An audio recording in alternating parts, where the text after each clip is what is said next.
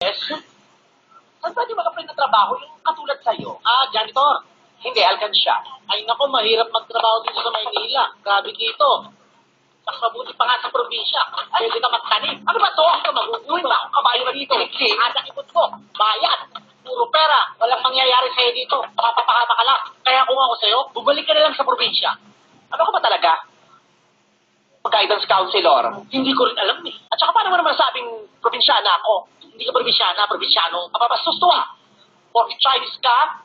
Paano mo naman nalaman Chinese ako? Ayan. Ayan, mukhang suswertehin ako ngayon ah. Magsusto ah. Alam mo, marunong din ako manghula. Talaga? Anong hula mo sa akin?